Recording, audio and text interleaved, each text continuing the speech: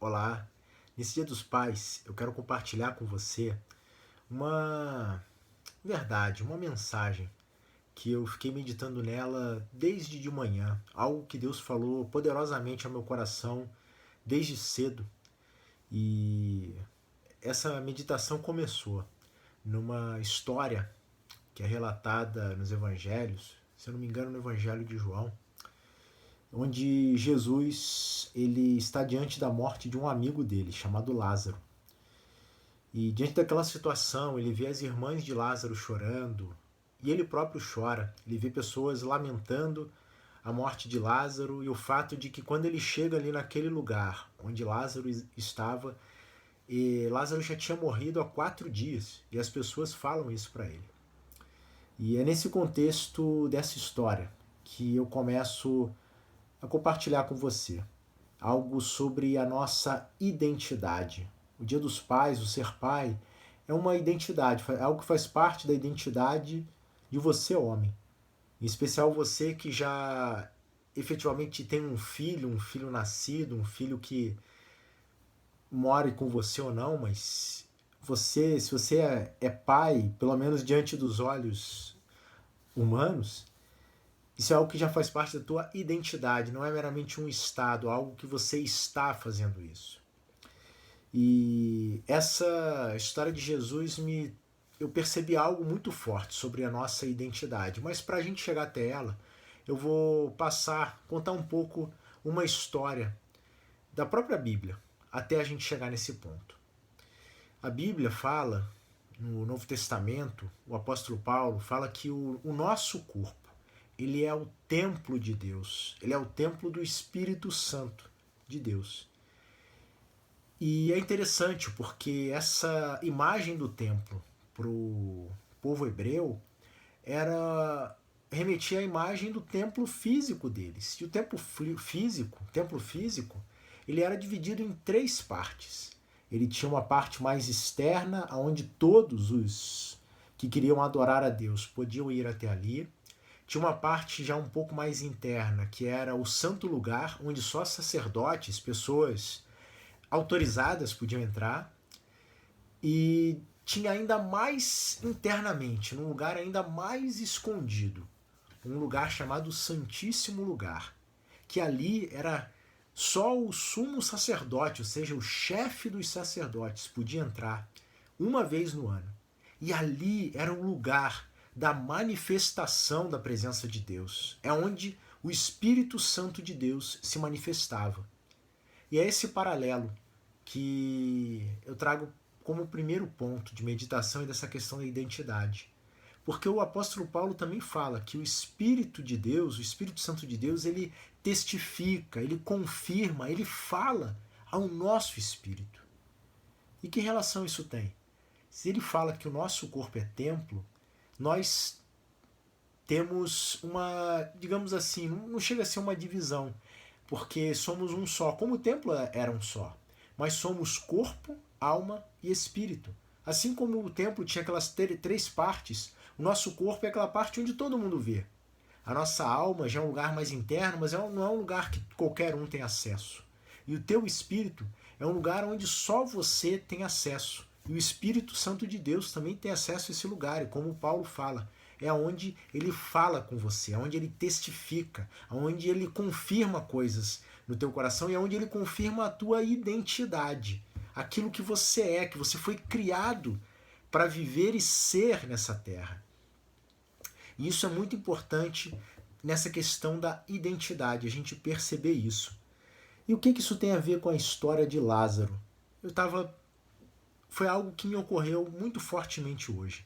Porque se o Espírito fala ao nosso espírito, nós temos essa identidade, há coisas dentro de nós que nós conhecemos, como lá do nosso espírito, que só nós e Deus conhecemos.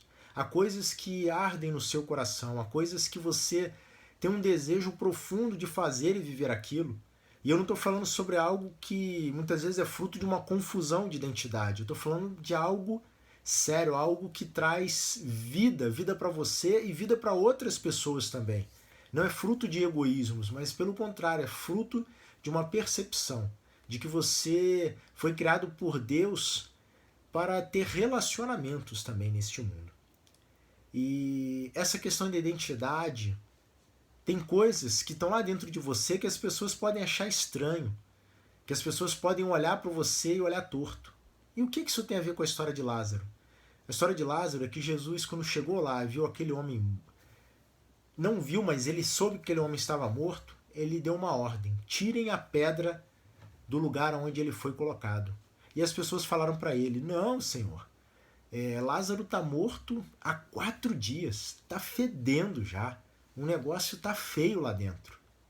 E é isso que às vezes acontece. Há coisas na tua identidade que estão lá dentro, que Deus sabe, e que você mantém escondido porque você tem vergonha. As pessoas, você pensa assim, as pessoas vão dizer que isso fede, que isso é feio, que isso daqui não pode ser revelado para o mundo.